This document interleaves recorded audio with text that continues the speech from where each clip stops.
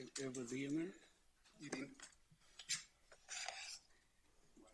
Cody, can you tell Fred I'm ready to start?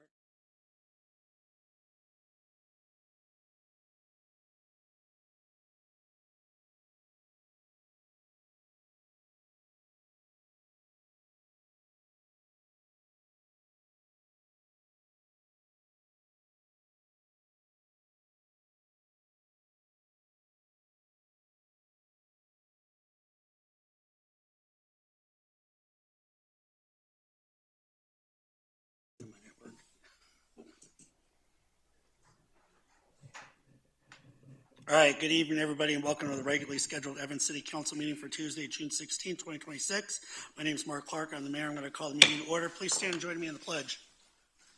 I pledge allegiance to the flag of the United States of America and to the republic for which it stands, one nation, under God, indivisible, with liberty and justice for all. Roll call, please. Mayor Clark? Here. Mayor Pro Tem Pletka? Here. Councilmember Johnson? Present. Councilmember Neal? Present. Councilmember Crabtree? Here. Councilmember Delaney? Here.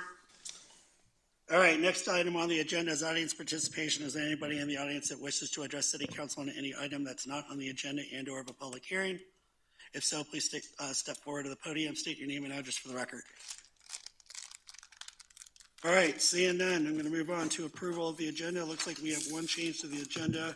Item 7C is no longer a public hearing, so I would entertain a motion to approve the agenda.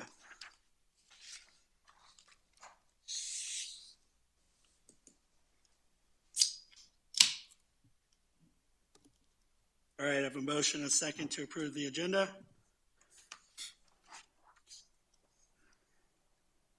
All right, and that motion carries 6-0. All right, next item, consent agenda. I have entertained a motion to approve the consent agenda.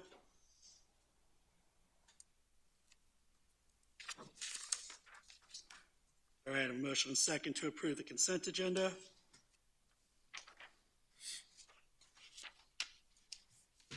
All right, that motion carries 6-0. All right, next item, 7A, under new business public hearing, consideration of resolution number 12-2026, approving the 2026 3-mile plan. I'll open up the public hearing. We'll hear from staff. Good evening, Mayor and Council. Michael Hall, City Planner. Give me 1 minute to get the quick share going here.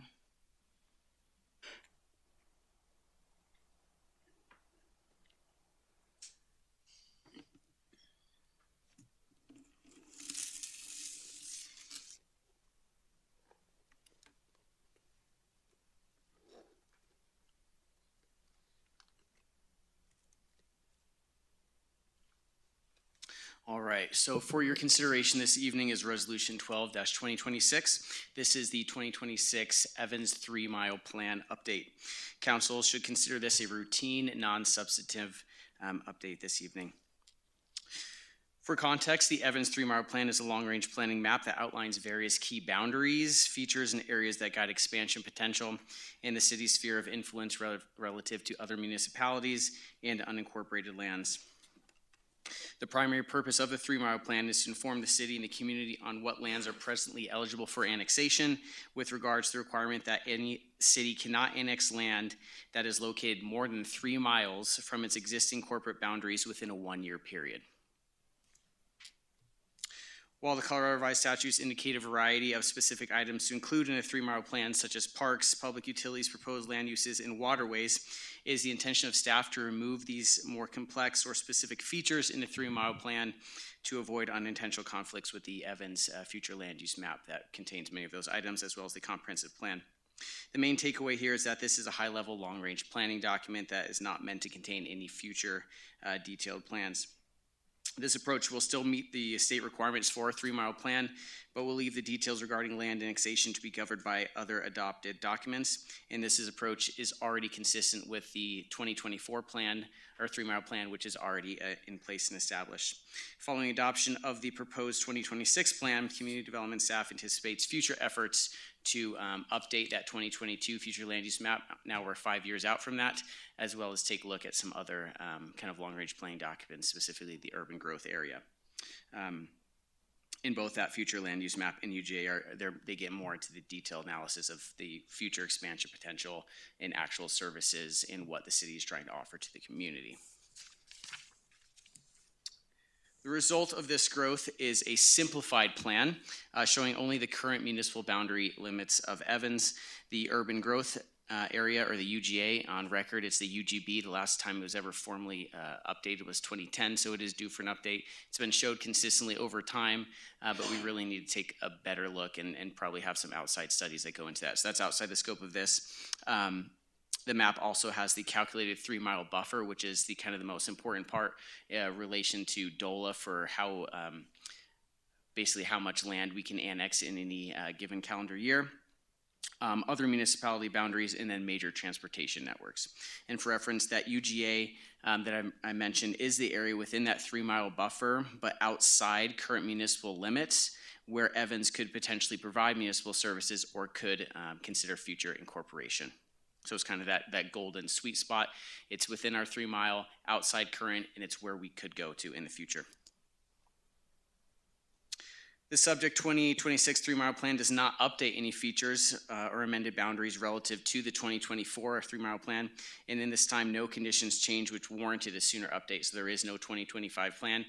The state does look for these to be updated on an annual basis. There's really no risk or harm to a city in not adopting this on an annual basis, as long as there's no annexations that are contentious or would otherwise press the need for an updated 3-mile plan, and that's not the case for Evans. So this is really more of a best practice update to just keep a regularly, somewhat of a pattern on adopting this map.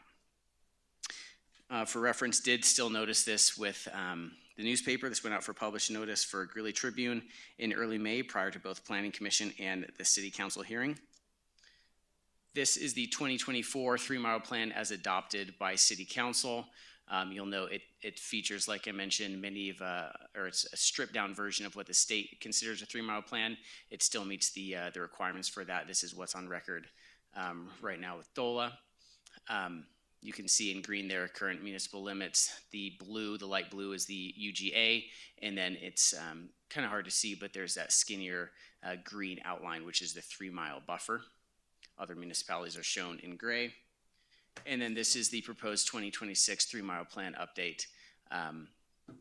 This is more of standardized looking map and consistent with some of the other GIS maps that have been put out by the city, and shows effectively the same information. None of these boundaries have changed. So I won't say none of them. The city limit boundary, the light green, has changed following several annexations that have happened, but that has not affected the actual 3-mile plan or that buffer, since it's just a radial buffer outside from the perimeter of the city boundary, and none of that has changed. So we've added a couple other things in the base map. You can see some hydrology, railroad tracks, as well as transportation, just for reference purposes. Regarding financials, no component with this item. Planning Commission did approve this via PC Resolution 2026-01 on May 26, 2026, recommending approval of the 2026 3-mile plan to City Council, and Community Development staff recommends that City Council approve this resolution tonight, 12-2026, to adopt this 2026 3-mile plan, and the motion is in the staff report. Thank you much. Appreciate it, Council. Thanks, Michael. Appreciate it. Any questions of staff? All right, I'm not seeing any questions of staff, so since this is the public hearing, I would ask if there's anybody in the audience that wishes to speak for or against the item, please step up to the podium, state your name and address for the record. Seeing none, I'm going to go ahead and close the public hearing, entertain any council discussion and or a motion. Seeing any council discussion, so I would entertain a motion. All right. I have a motion and a second to approve resolution number 12-2026, adopting the 2026 3-mile plan as proposed. Go ahead and submit your votes.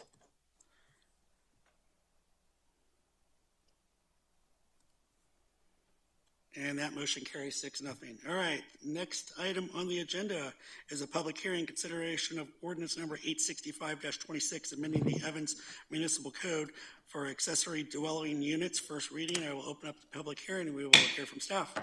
Good evening, Mayor and Council. Michael Hall, City Planner. The subject code amendments contained in this ordinance 865-26 are presented to City Council for consideration and approval on first reading. The second reading is scheduled for July 7th, 2026.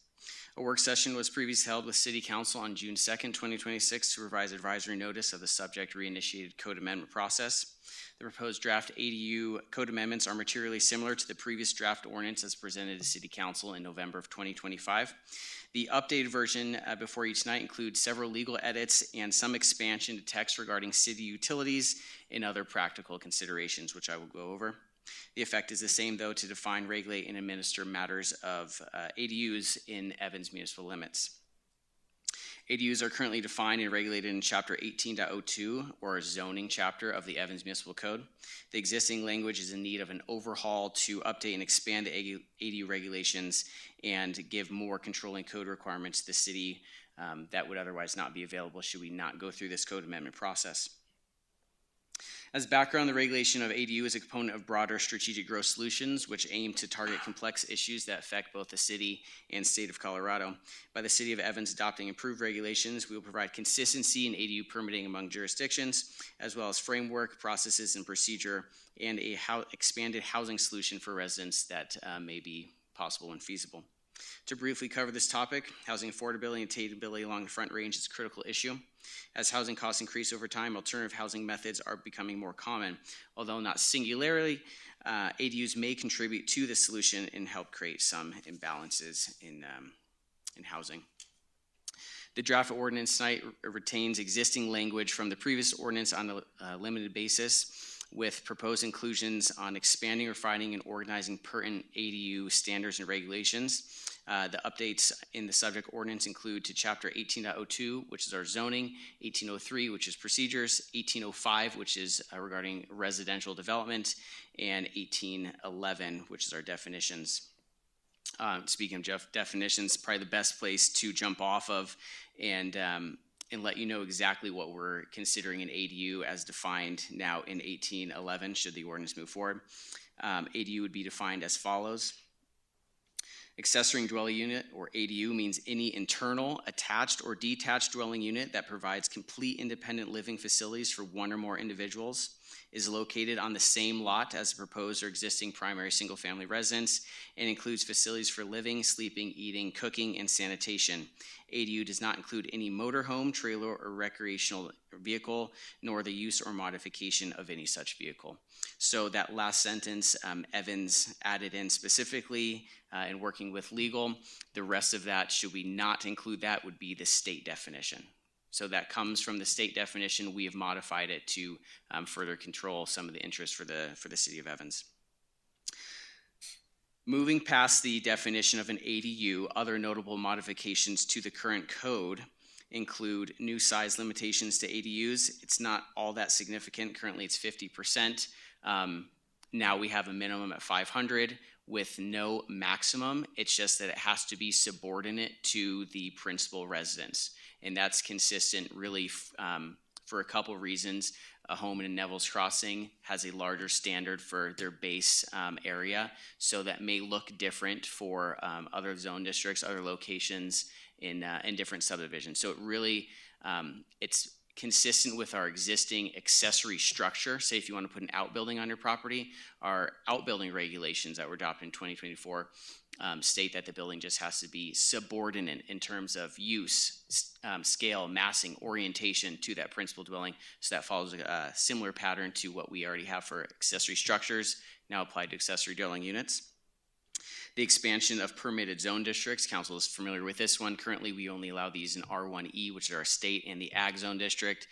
This would expand to any zone district that allows for single-family residences. The next would be the eligibility regardless of HOA or PUD restrictions. I know Councilmember Delaney brought this up at the work session, but that is included in here just to be clear. And it's not only HOAs, but even a PUD that was approved by the City of Evans with specific stipulated language on restrictions in their design guidelines, this would supersede that. The requirement for equal fee and utility provisions, this is more of just a protection of treating a single family primary home the same as a single-family accessory unit, or not single family, but an accessory unit in terms of how we look at building permits and fees and going through the process there. Expanded and clarified infrastructure language. We don't have anything in the code right now that details how we would evaluate the kind of demands or burdens that an ADU would put on our system. Updating parking standards specifically for ADUs. Really, there are not any, and we cannot pose any unless there are a few certain kind of qualifying metrics that are in place, in which case they would have to provide an additional parking space. An updated land development application procedure table and residential lot standard table to include and expand ADUs. Our code currently has ADUs listed. This would basically expand the zone districts that they are allowed in. Their requirement and creation of an administrative ADU permit, including review criteria and procedures, would be similar to any of our other land use permits, such as site plans, mobile food vendors, special use permits, change zones, whatever happens to be in Chapter 1803 or procedures chapter. This is now a section dedicated for the administrative ADU permit. One of those interesting and important to note parts of this, we want to set people up for success. So it's not necessarily a prohibition, but we want folks to get through the ADU permit process before applying for a building permit, so they're not overly investing in the building permit process prior to actual land use approval. So they have to happen sequentially. We now have a section regarding the regulation of extraterritorial utilities for ADUs, say if Weld County, this recently came up in Arrowhead. It's unincorporated Weld County. They do an ADU permit. They're working through that with Weld County's planning office, but they use city utilities. So now we have an ability to say, okay, well, we want a referral for that, and we want to be able to account for the management of the city's interests with utilities in that case. So it'd be managed for the outlay of additional utilities exactly how it would be for properties that are currently in the city of Evans, but expressly charges us now with that ability to pursue that. A codified ADU definition, which I went over with that exception for the motorhomes, RVs, and trailers, and then overall meeting compliance with the adopted CRS update regarding ADUs. In addition to supporting clear and more flexible land use regulations that advance the goals of the city of Evans and its citizens, namely to expand those housing options, the draft code amendments do adequately conform to that House Bill 24-1152, which was adopted in 2024. In summary, the House Bill supports the proliferation of ADUs as a housing type, allowing them in any zone district that allows for single family subject to a straightforward process, definitions and standards, which we all have included in the proposed ordinance. However, I should note it is the express intention of the City of Evans that the subject code changes are pursued as an act of the city's leadership to administer the affairs of the city as a self-government in local matters, including land use and zoning regulations. The proposed code amendments have been cooperatively drafted by Evans Planning with input from building, engineering, public works, and legal staff, and result from the purposeful evaluation of all the above stated factors regarding ADUs. Published dual notice in the Greeley Tribune occurred in early May prior to both the Planning Commission and City Council hearings. Regarding financials, there's no direct financial input or outlay required from the city on this. The subject code amendments to the Evans Municipal Code were solely prepared by staff. However, the administration of this, we still have to adopt an actual process now that we assume that we are moving through the ordinance process to get the actual code. We'll have to create an actual ADU permit, which will take some staff time. Otherwise, the financial aspect is limited to processing the ADU permit, which would have a fee associated with the application, as well as the building permit should an ADU permit be approved. Regarding recommendation, Planning Commission approved resolution, or PC Resolution 2026-02 on May 26, recommending approval of the subject ADU ordinance to City Council. Planning Commission did not make any changes to the draft code ordinance. They did discuss those for a while, but they ended up landing on the proposed ordinance as drafted by staff. Community Development staff recommends that City Council approve ordinance number 865-26 on the first reading, and happy to answer any questions. Thank you for your time. Great, thank you, Michael.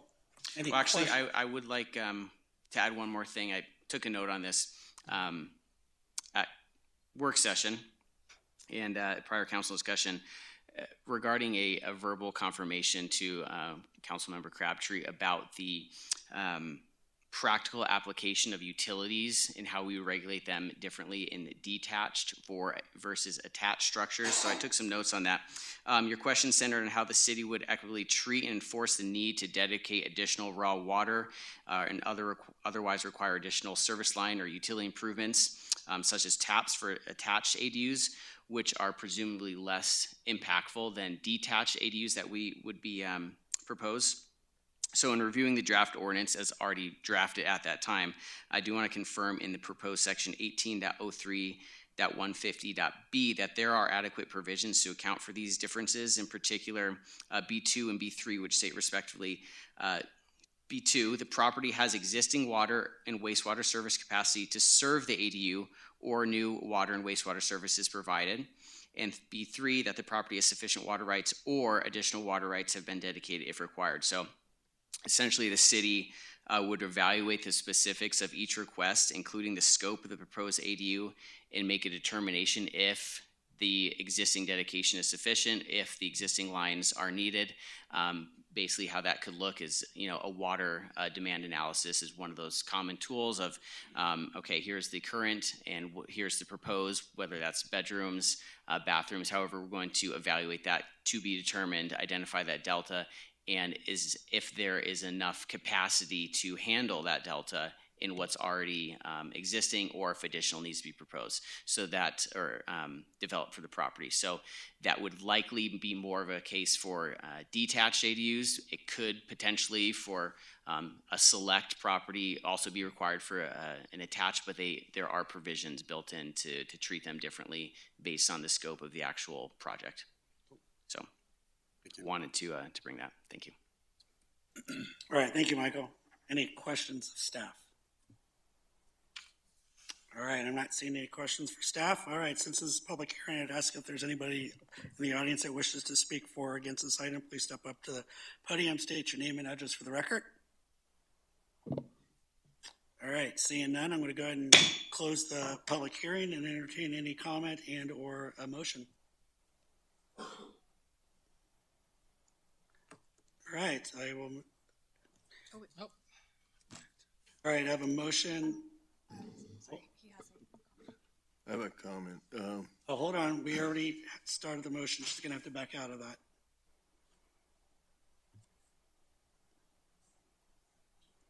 Go ahead, Councilmember Neal. I would like to state for the record that we were voting on this and we're to make these changes because the state has mandated these ADUs units, and it is we are making the changes as small as we can to meet the minimum requirements so that we are not being overpowered by the state in our that's trying to limit or do away with our home rule ability to manage these types of projects. Thank you. Thank you. Thank you, Councilmember Neal. All right, I'd entertain a motion.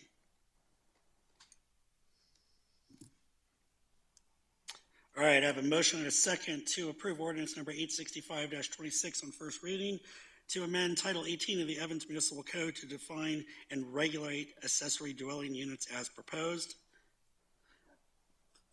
And that motion carries 6-0. Thank you, Michael. Thank you all. Appreciate it. Appreciate it.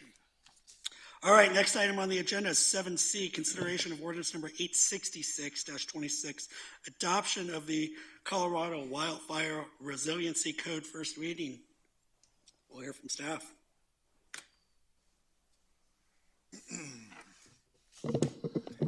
Thank you, Mayor, members of council. In front of you, you have ordinance number 866-26, which is for the adoption of the Colorado Wildfire Resiliency Code on first reading.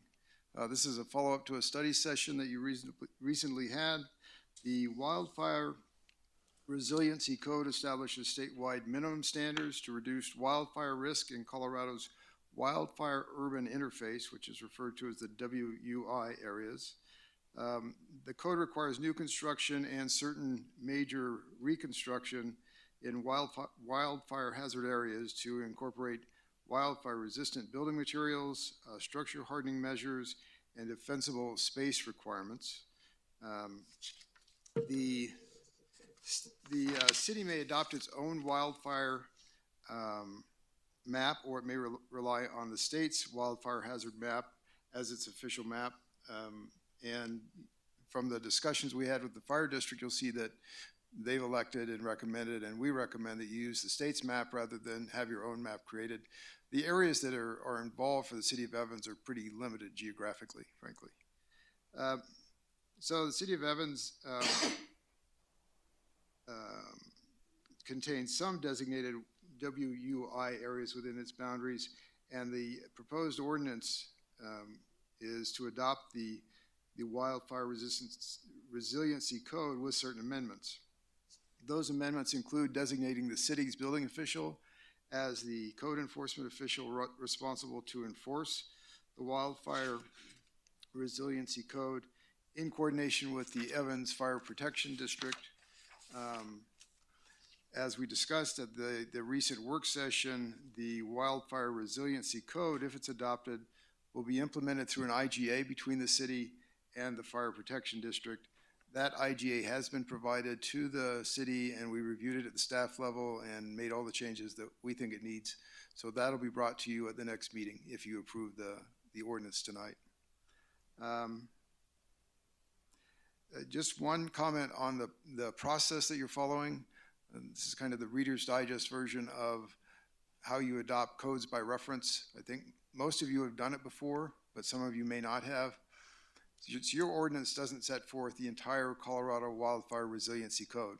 Your ordinance says we're adopting that code that's set forth in the what are called the CCR, the Colorado Code of Regulations, by reference rather than setting it forth in full here. That is a two-step process, and that's why we made the change to the agenda that the clerk caught tonight. The first step is to read through the ordinance and make a motion to approve it at a meeting. Once the council has decided that it wants to approve the ordinance in its whatever form it decides to approve it in, then the second step is where you have your public hearing and people can come and comment on the code that you're adopting by reference as you've chosen to adopt it. So that's the reason for the slight change in your agenda tonight, and that's the process anytime that you do adoption of a code by reference. What you'll typically see that is when you're doing your building codes, your fire codes, those types of codes. So the staff recommends approval of the ordinance as presented, but I'll certainly be glad to answer any questions about it. Great, thank you, Scott. Any questions or comments for staff? All right, and I'm not seeing any questions or comments, so I would entertain a motion.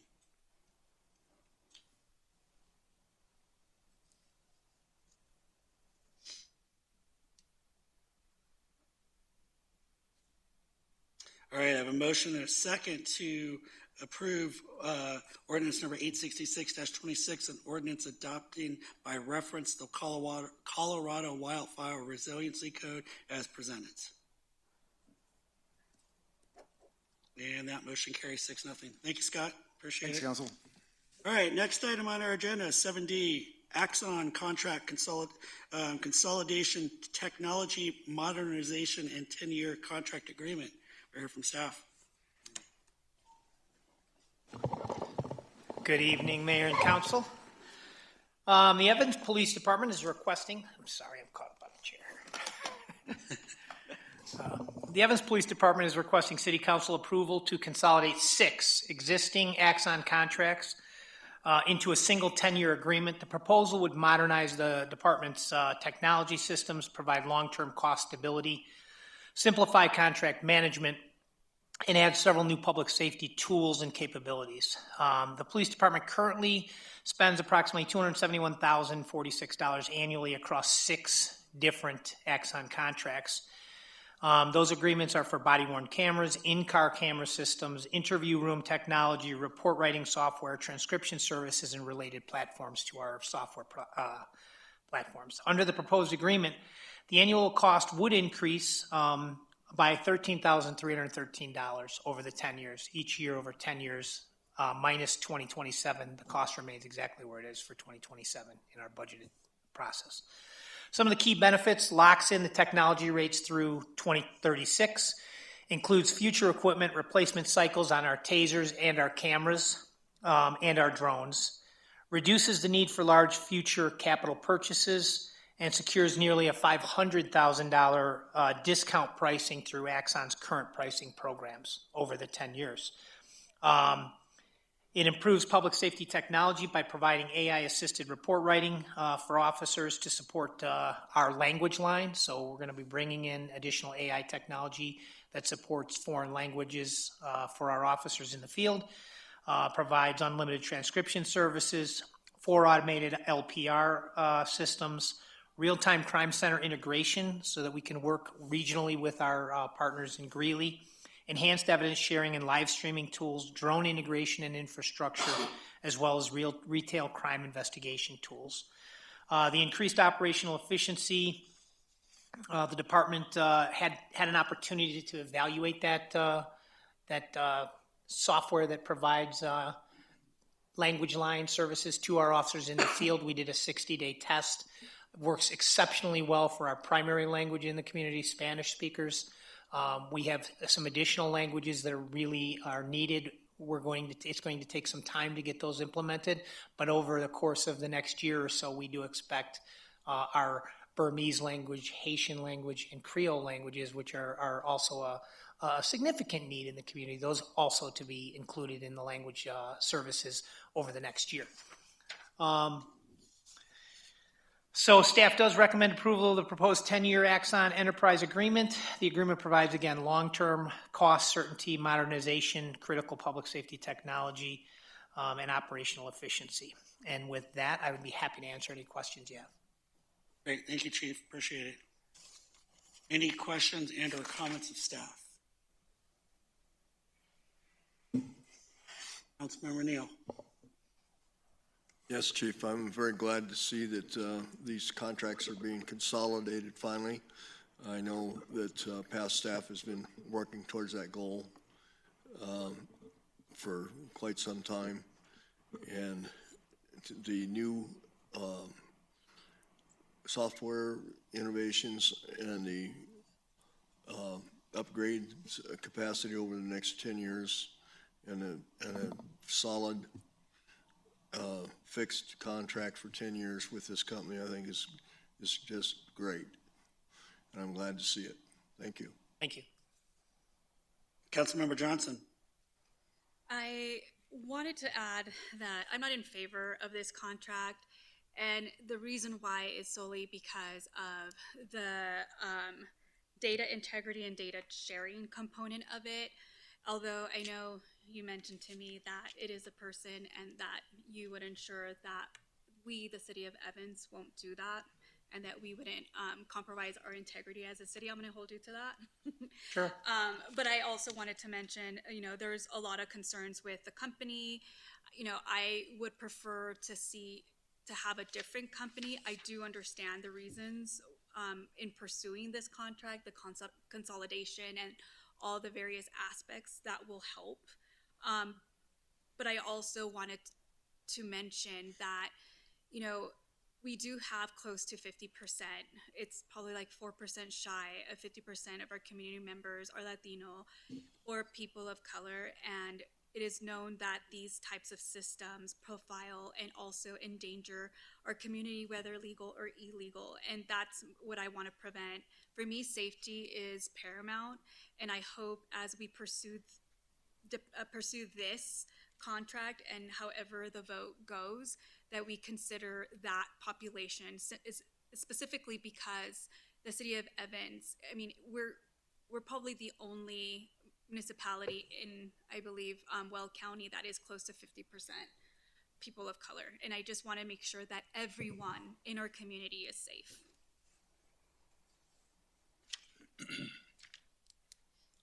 All right, see no other questions or comments. Councilmember Delaney. Chief, will this help you get the bad guys? The technology is significant. The advancement's significant for our police department, right? There's a Fusus Center in this, which is a real-time crime center, meaning we can link all of our different cameras throughout the city into our squad cars, onto the officers' phones. We can collaborate with the regional real-time crime center in Greeley. So it does provide a lot of that. The ALPRs are a fantastic tool for reducing auto theft. Full consideration of your concerns, and I will do everything I can within my power to make sure there is no misuse, and that we follow our policies, and that we have good data policies in place so that they're not misused.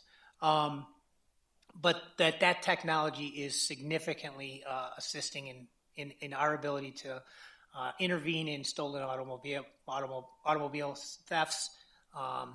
When we have amber alerts, when we have senior alerts, silver alerts, and missing persons. So that technology is instrumental in increasing our clearance rates, recovering property for people who are victims of crimes, knowing full well that that's a significant concern for Councilmember Johnson.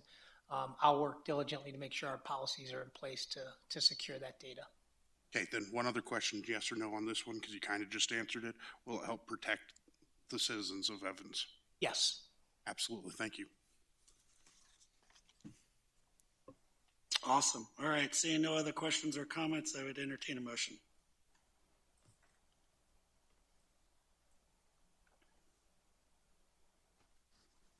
All right, I have a motion and a second to approve the 10-year Axion Enterprise Agreement as presented and authorize the mayor to execute all necessary documents associated with the agreement. Go ahead and submit your vote. And that motion carries 5-1. All right, thank you, Chief. Appreciate it. Thank you. All right, next on the item agenda is the city attorney employment agreement for Edward C. Bull IV. All right, so as you can see that we have reached an agreement with Ed Bull. If we approve this contract tonight, slated to start on Monday the 22nd.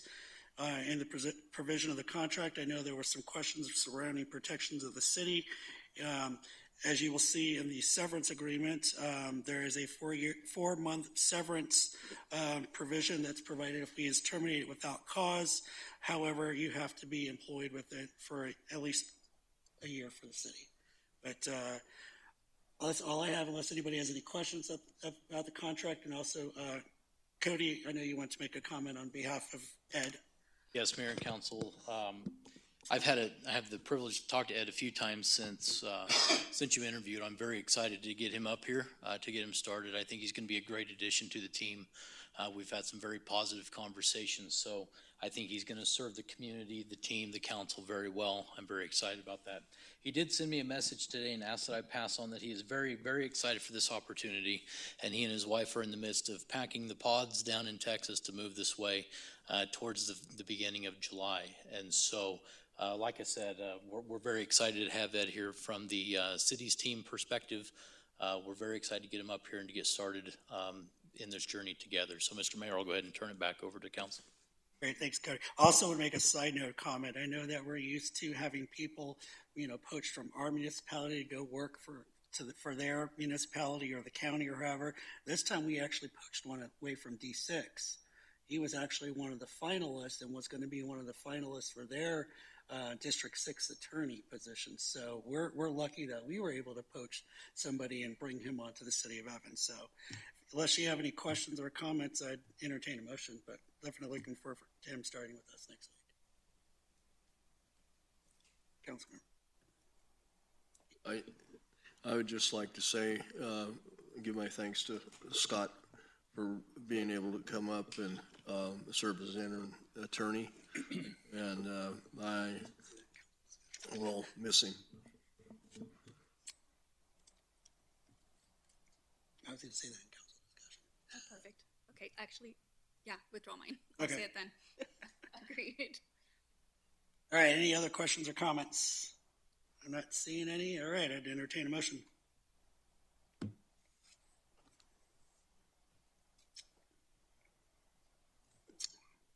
All right, I have a motion and a second to approve the city attorney employment agreement between the city of Evans and Edward C. Bull IV.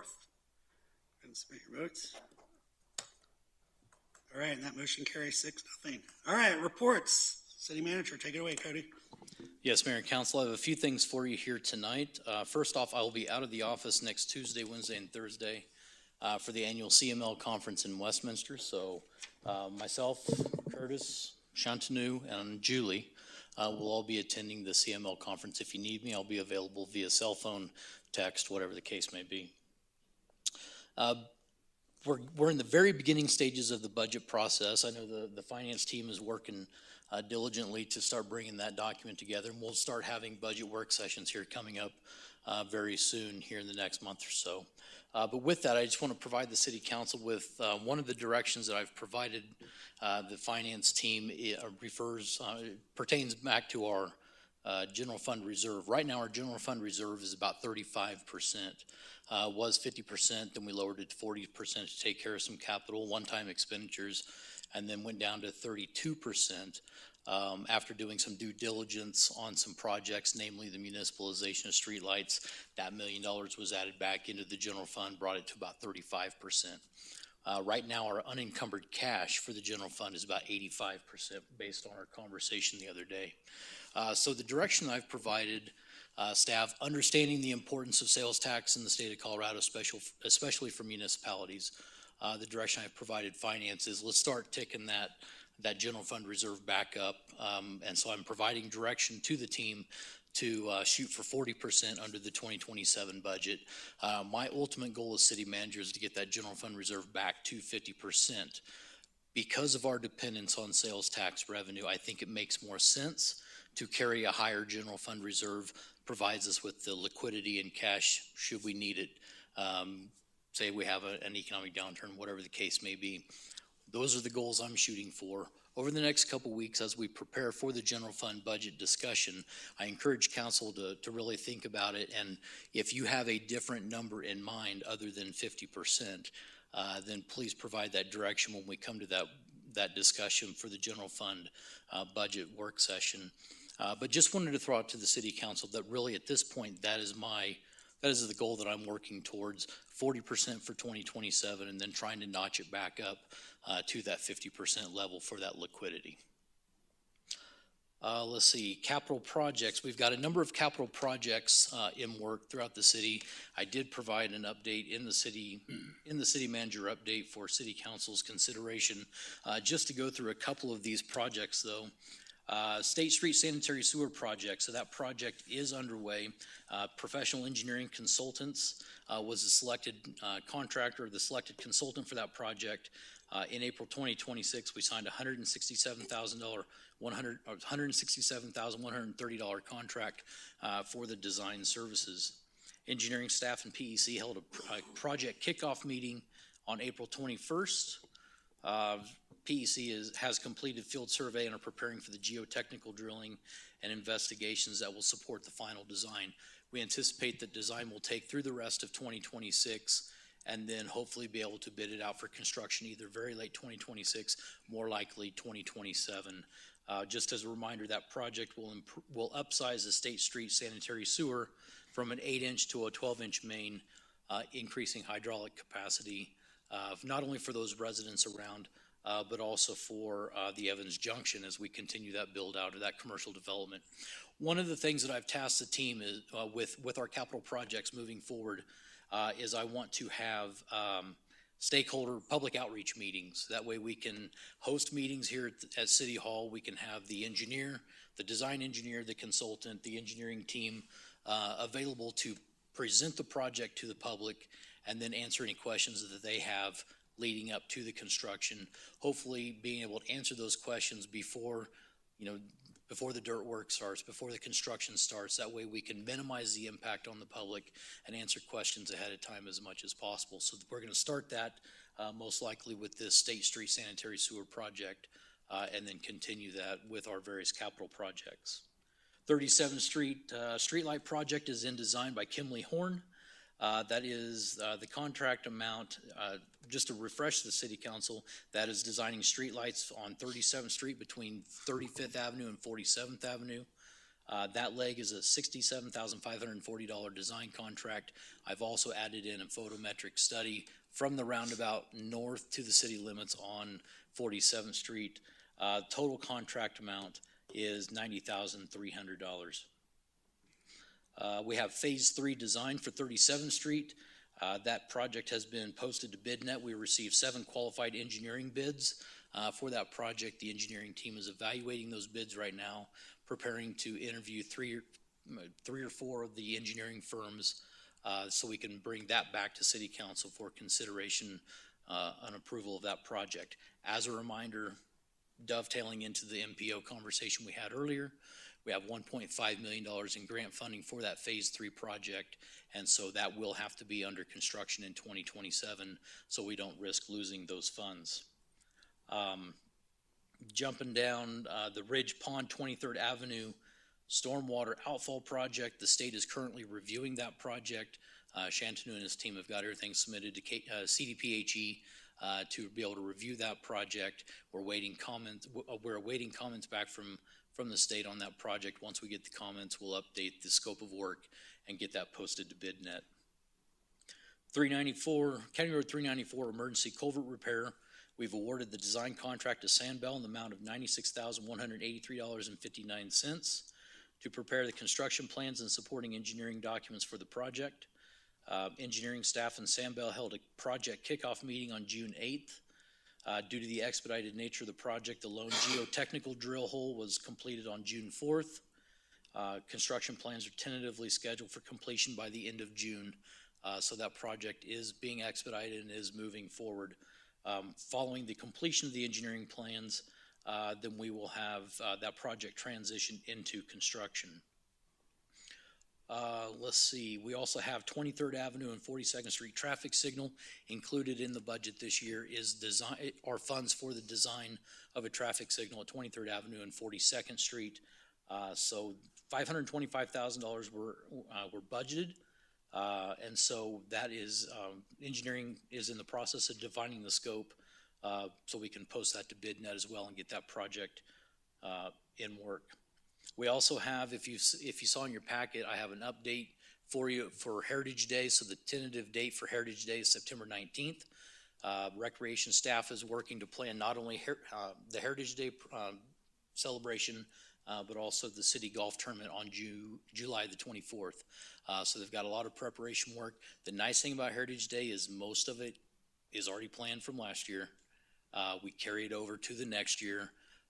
And so there's a few things, parade entries, crafts and booths that morning, pancake feed, headliner.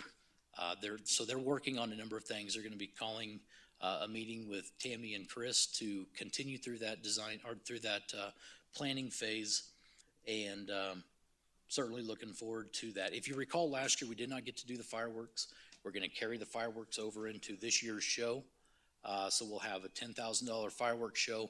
We're also adding another $5,000 to that fireworks show to include an America 250 piece and also a Colorado 150 piece to commemorate those two milestones for the state and for the nation.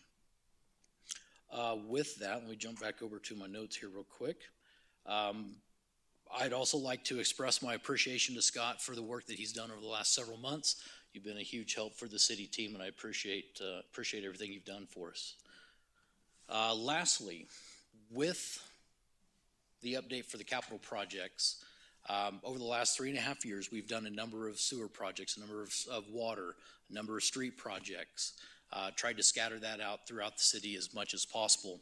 But one of the things that I've asked Shantanu to do is take a look at the East Evans side, the streets over in East Evans, and really what are the challenges that we are facing. I think it's important for the city council to understand that, number one, we cannot just put new asphalt on the ground, and Shantanu is going to walk us through that here in a minute.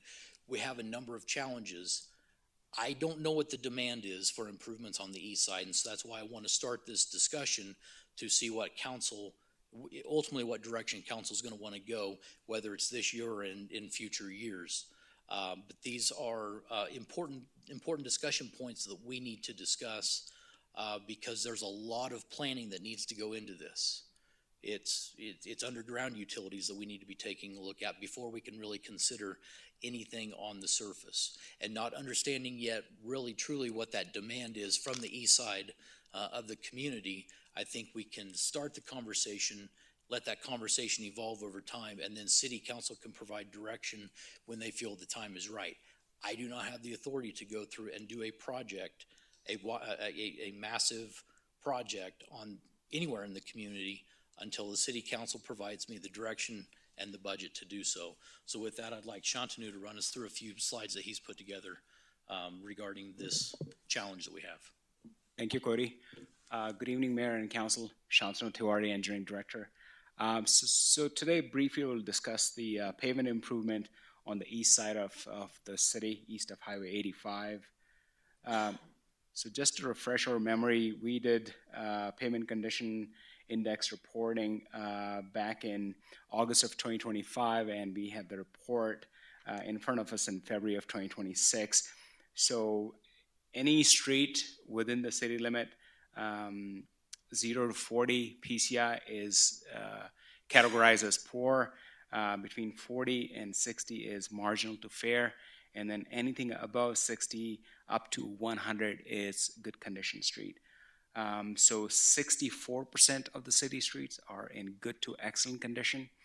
12% fall in the marginal to fair category. And then 24%, about a quarter, falls within the category of very poor to poor that requires reconstruction. With that, this is a visual representation of PCI on the east side of the town. So you see 37th Street, and mostly south of 37th, you see a lot of reds and dark reds. That means require full reconstruction.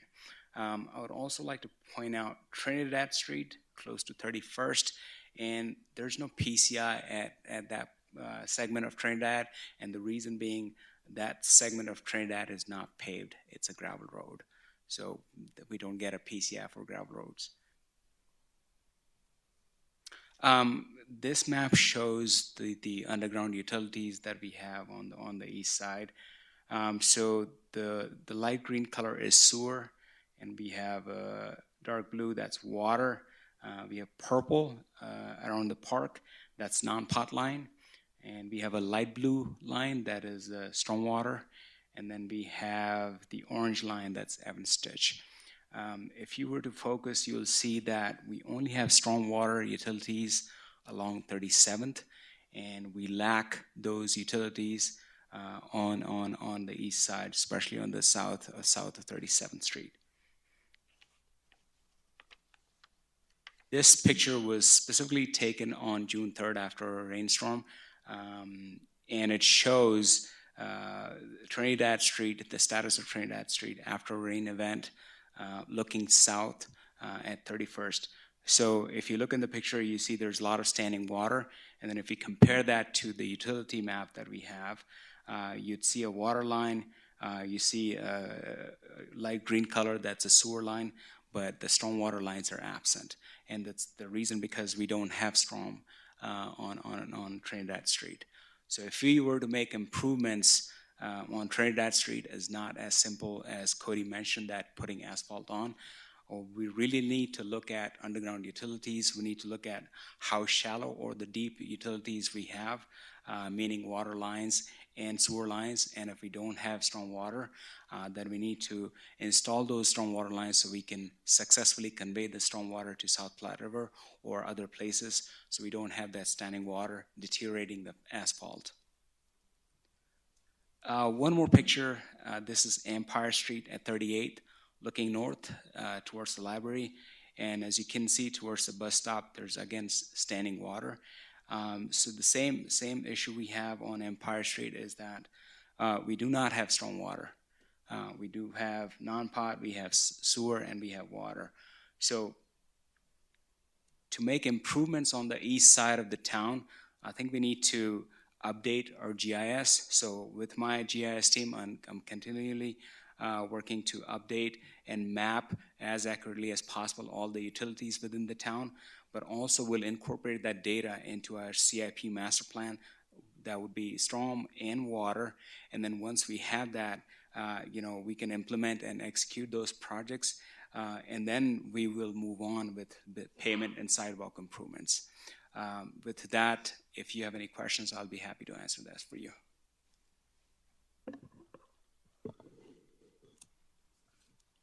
Shantu, Yes. could we get, I didn't see the picture of Trinidad and the map and the one for Empire and the map. could we get prints of those at the next meeting or something? I'd like to have a copy of those. I can share the copies with Cody, and then he can share them with you. The other question is kind of for Cody. On State Street, do we know what was spent? There was a study done at 62% or something to do. I thought to do the storm sewer, or was it the sanitary sewer that they spent money on already for a study? We did a mini stormwater study on the east side of town. I'd have to go back and see what that cost. And I'd be happy to do so and share that with the city council. Appreciate that. No, well, I'll let the people go with the questions for Shantu. I just wanted to mention that I do like the fact that using GIS to map it all out, because I think we want to ensure that every area in Evans is taken care of.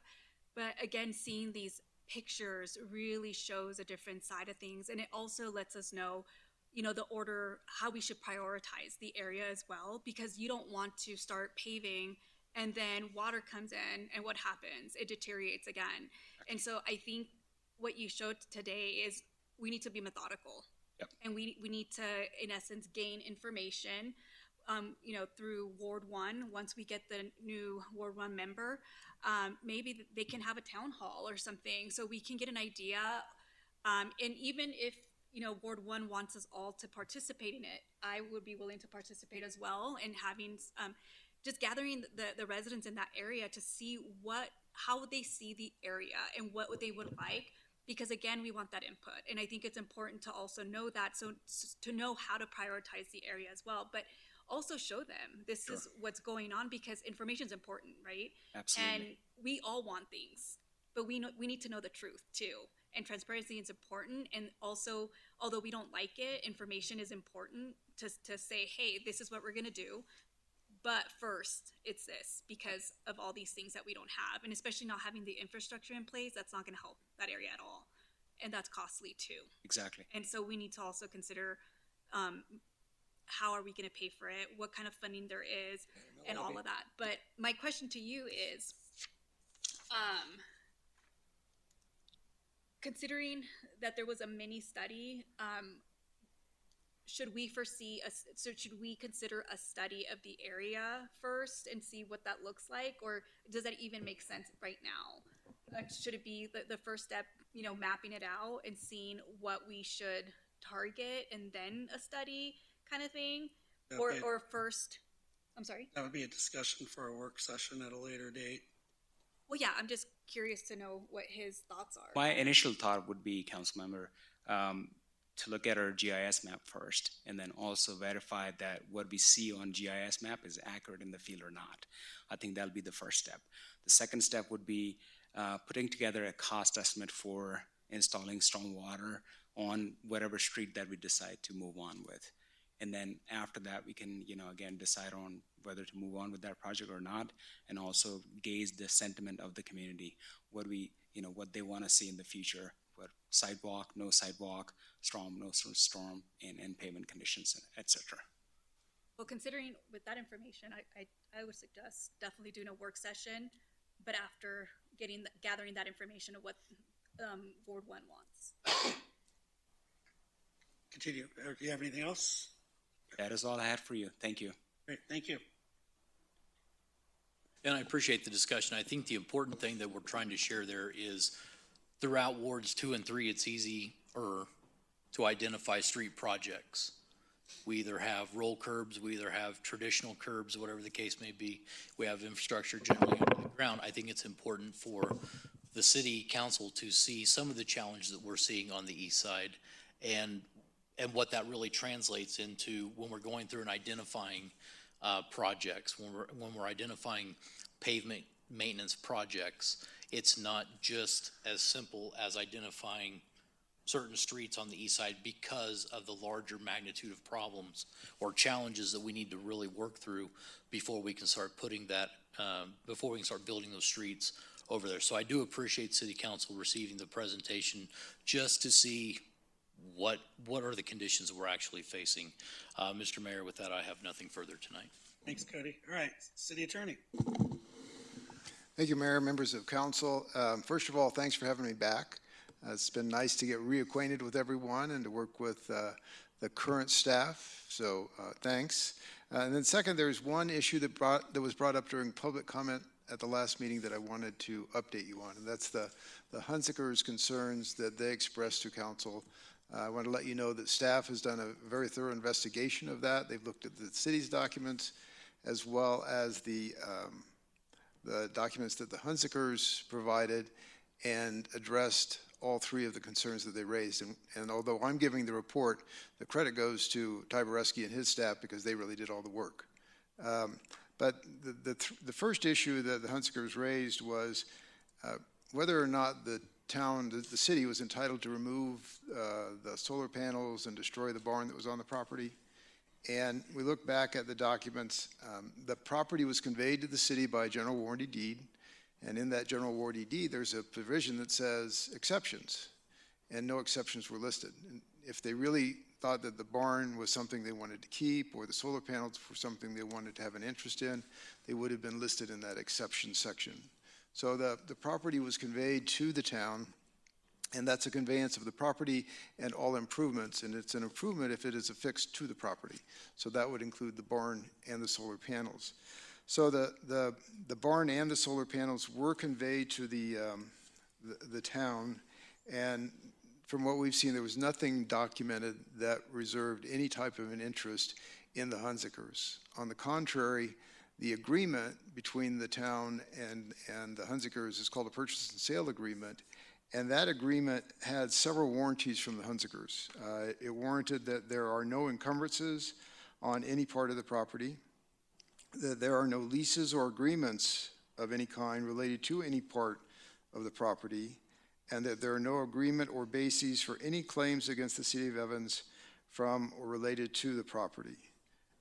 So it seemed pretty clear that the property was conveyed to the town and was conveyed free of any claims to the barn or to the solar panels. The barn and the solar panels were there for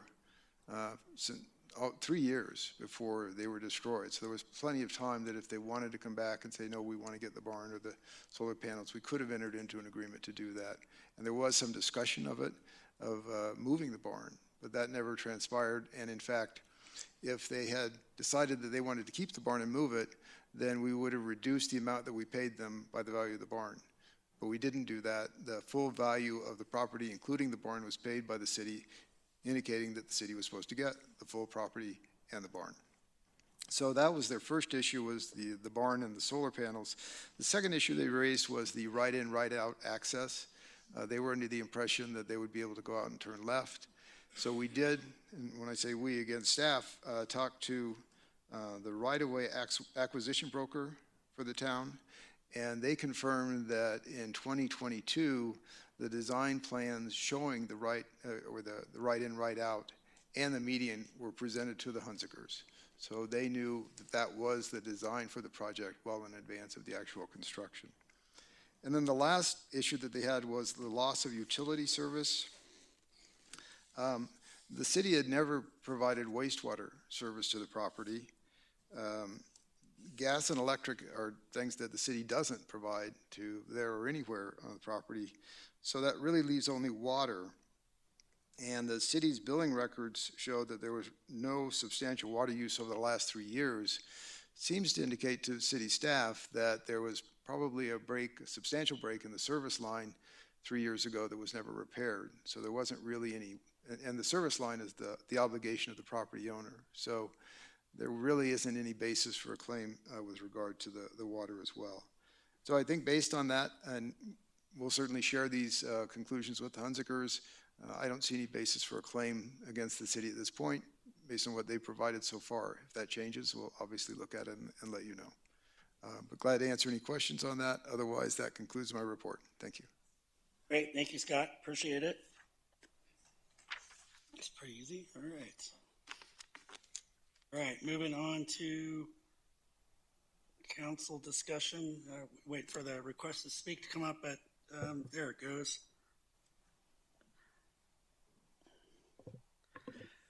Scott, I want to say thank you very much for being our interim city attorney over these last few months. It's been really appreciated by council and by staff, obviously, like that. We really appreciate all the legal advice and the service that you've provided us over not only the last few months, but even over the years past that we had you as our city attorney and everything like that. So I want to say thank you very much. We really appreciate it. I'm sure your wife and your family are looking forward to having a little bit more time back from you, but we really do appreciate you being here.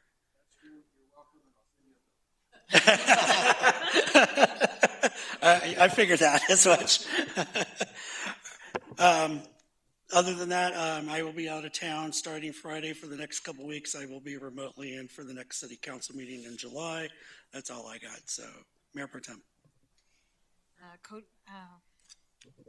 I have something for Cody, but first, Scott, I hate to say goodbye a second time, but goodbye.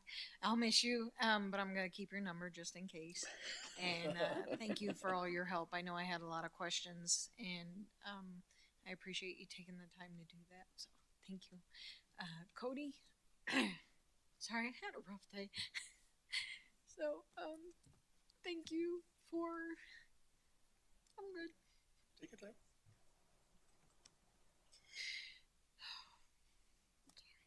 I got sad about Scott and it carried over.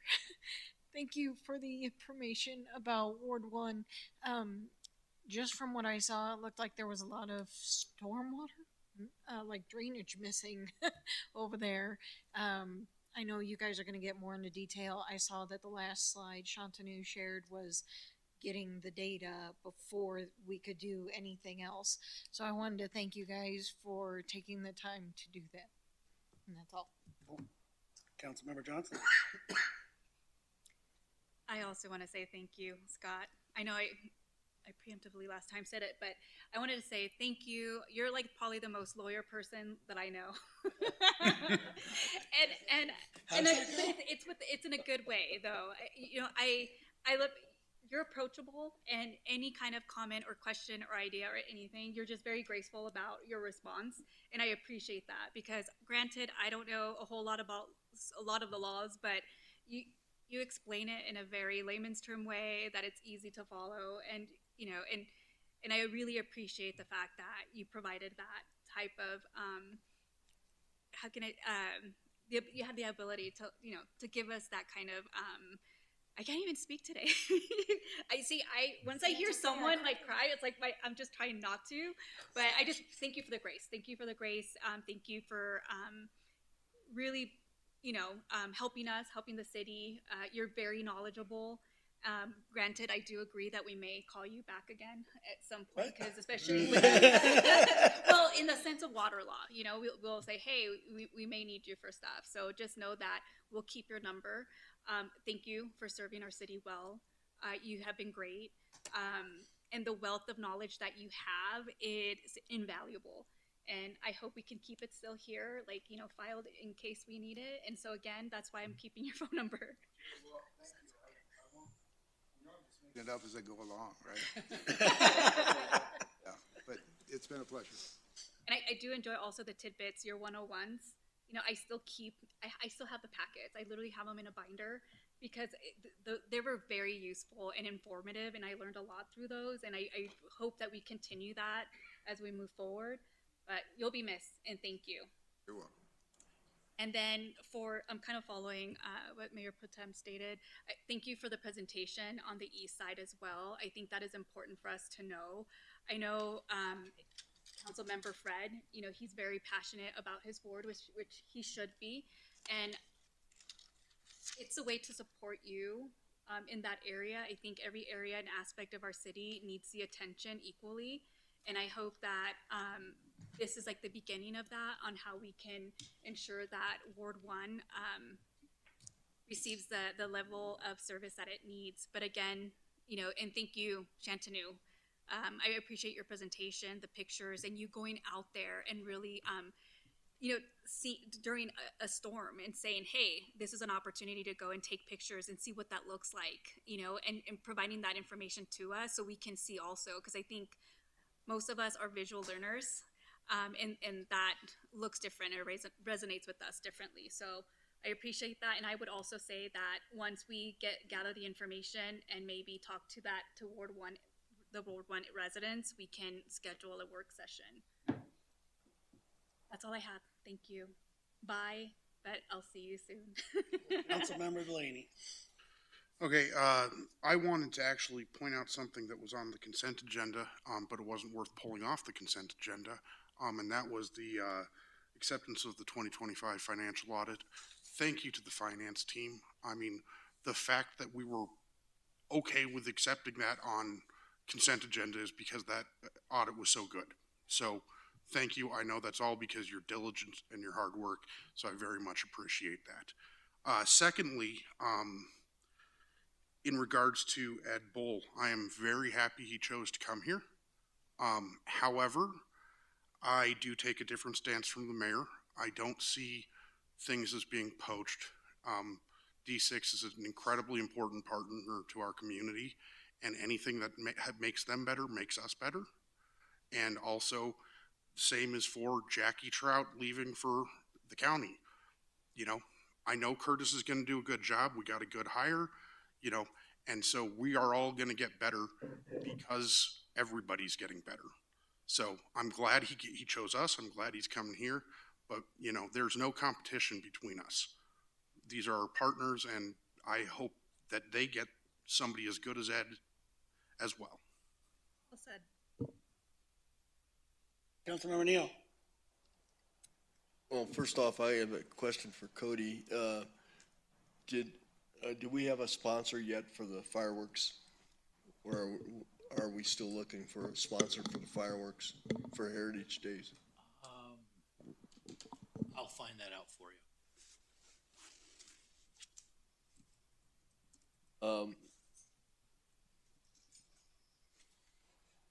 And in the matter of town halls, it should not just be for one ward. A town hall should be inclusive of all the city residents, even outside residents in the county who may be affected by our actions. We should be able to participate maybe and say, have their say. I feel that's another aspect of transparency that needs to be included. That a small community like Evans next to a larger community and a lot of area next to the county or inside the city, county, it affects us all. We have had numerous people who have come through from other areas of the country, and they notice the difference between, and it's hard to explain that this area is in the county and we can't do much about trying to get it, the condition of it corrected because it's not in our city, but it's in our city limits, and it reflects badly on the community as a whole. So we need to do something about getting these areas annexed into the city and see if we can get them, convince them that they need to do something to clean up some of the mess. I'm going to let Jeff get off here tonight, and I'm going to end it. So real quick, if I may answer your question, I believe that these funds are coming out of the budget for Heritage Day. So the $10,000, as I mentioned, is a carryover from last year's show, and then the $5,000 for the expanded fireworks will from what I'm seeing is coming out of our budget. However, I do want to point out that staff are coordinating with community partners regarding several traditional elements, event elements. Discussions are ongoing with the Evans Fire Protection District regarding participation in the pancake breakfast. And then the Evans Area Chamber of Commerce has expressed interest in assisting with vendor coordination. Opportunities for collaboration will be further explored during upcoming Heritage Day Planning Committee meetings. And then lastly, staff are preparing a new round of sponsorship outreach. Sponsorship packets will be distributed to both existing and prospective partners with the goal of expanding community and business support for Heritage Day and strengthening the event's long-term sustainability. It would certainly be nice if we could find a sponsor for the fireworks. I don't recall whether we had one for last year, and then we had to cancel because of the weather. So it's kind of hard to donate when you cancel the event. So.